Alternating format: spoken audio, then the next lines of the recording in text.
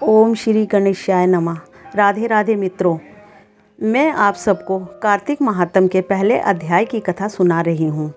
12 महीने होते हैं। 12 महीनों में कार्तिक मास का जो महीना होता है वो सबसे उत्तम होता है। श्री कृष्ण भगवान जी को ये बहुत ही प्रिय है और इस महीने का महात्म इतना है कि इसके अध्याय पढ़ने मात्र से ही मनुष्य का जीवन सफल हो जाता है।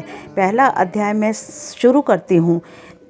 नौमिषारण्य तीर्थ में श्री सूत जी महाराज 88,000 शौनक आदि ऋषियों से बोले, अब मैं आपके सामने कार्तिक महात्म की श्रेष्ठ कथा कहता हूँ, जिसे सुनकर मनुष्य सब प्रकार के पापों से छूटकर वैकुंठ को प्राप्त कर लेता है। सूत जी ने कहा, श्री कृष्ण जी से आज्ञा लेकर नारद जी के चले जाने पर सत्यभामा प्रसन्न होकर श्री कृष्ण भगवान से बोली, हे नाथ, मेरा जीवन सफल हो गया है। मेरे माता पिता भी धन्य हैं, जो आपकी 16,000 रानियों में मैं आपके अत्यधिक प्यारी हूँ। मैंने यह कल्प वृक्ष आदि आपके साथ नारद जी को विधि पूर्वक दान में दे दिया था, परंतु फिर भी ये मेरे घर में लहराता रहता है सदा।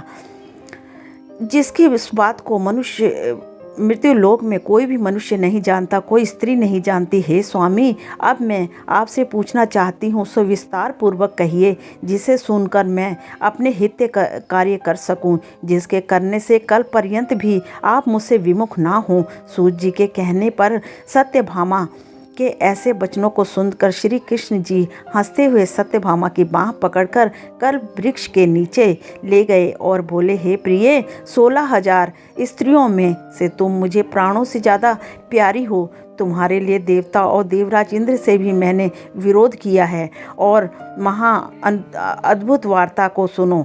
सूत जी बोले, एक दिन श्री कृष्ण भगवान ने सत्यभामा के साथ गरुड़ पर सवार होकर इंद्रलोक में जाकर कल्प वृक्ष मांगा। तब इंद्रदेव ने कल्प वृक्ष देने से मना कर दिया तो गरुड़ का बहुत ही भयंकर युद्ध हुआ।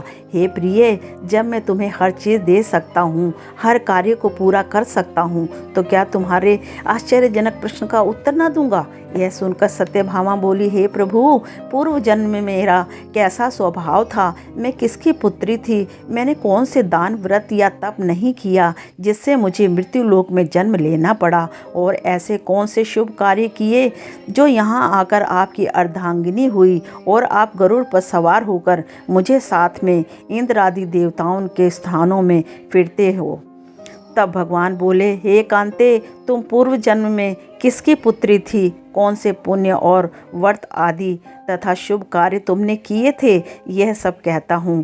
पूर्व समय में सदयुग के अंत में मायापुरी में अत्रि गोत्र में वेदों और यज्ञों का जानने वाला अतिथियों की सेवा, हवन और सूर्य भगवान की पूजा किया करता था। इसलिए सूर्य की तरह तेजस्वी था। उसका नाम था देव शर्मा। उस ब्राह्मण के बुढ़ापे में एक गुणवती कन्या का जन्म हुआ, जिसका विवाह उस पुत्रहीन ब्राह्मण ने अपने चंद्र नाम के शिष्य के साथ कर दिया, और दोनों पिता पुत्र की तरह रहने लगे। एक समय वे दोनों कुशा और समिधा लेने के लिए वन में हिमालय की तलहटी पर पहुँचे, तो उन्होंने एक राक्षस को आता हुआ देखा अपनी तरफ, जिसके भय से उनके शरीर जो थे स्थिर हो गए और उनमें भागने की शक्ति भी नहीं रही। तब राक्षस ने दोनों को मार डाला। उससे धर्मात्मा होने के कारण मेरे पार्षद उसको वैकुंठ में ले गए, क्योंकि उन्होंने आजीवन सूर्य की पूजा की थी। इसलिए मैंने दोनों पर अति प्रसन्न हुआ।